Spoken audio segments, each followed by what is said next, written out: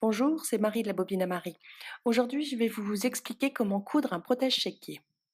J'ai utilisé du coton enduit pour l'extérieur pour pouvoir le nettoyer plus facilement.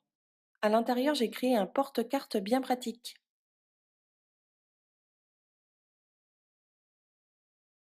Coupez des rectangles de 20 cm sur 24 cm dans le tissu extérieur, dans le tissu de la doublure, ainsi que dans un morceau de thermocollant relativement fin. Ce grand morceau servira à faire le rabat côté porte-carte, tandis que le plus petit servira juste à glisser et à maintenir le dos du chéquier. Ce morceau de ruban vous permettra de fixer la pression pour maintenir le protège-chéquier fermé.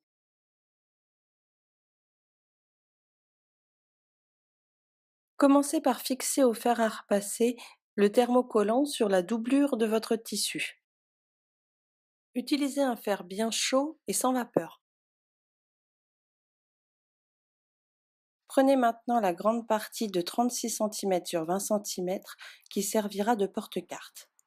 Il faut maintenant tracer les traits matérialisés en blanc avec les distances inscrites en jaune entre chaque trait.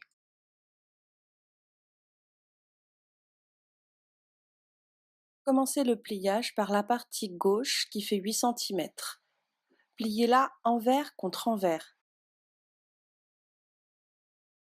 Pliez ensuite sur le deuxième trait endroit contre endroit, puis sur le troisième trait à nouveau envers contre envers, sur le quatrième endroit contre endroit, ainsi de suite.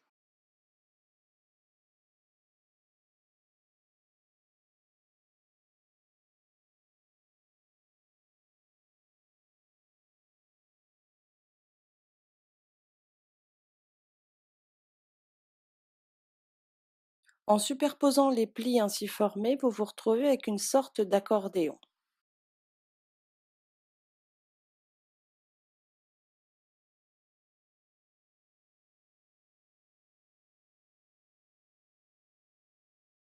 Tracez un trait au milieu de ce rectangle et cousez dessus pour diviser les différentes parties du porte-carte.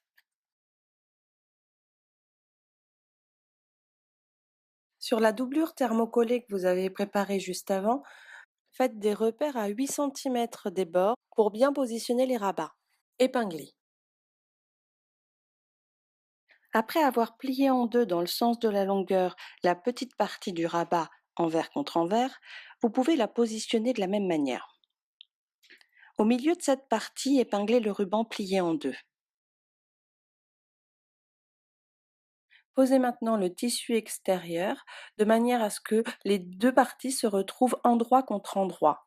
Épinglez bien. Vous allez maintenant coudre tout autour à 0,75 cm du bord en laissant une ouverture pour pouvoir retourner. Maintenant, crantez bien dans les arrondis pour que le tissu se positionne correctement et ne tire pas. Retournez maintenant par cette ouverture et faites un petit point à la main pour refermer l'ensemble. Il ne vous reste plus qu'à mettre la pression, soit en utilisant une pince spéciale, soit en utilisant une pression à coudre directement sur le tissu. N'hésitez pas à poster les photos de vos réalisations sur ma page Facebook La Bobine à Marie, cours de couture à Dijon.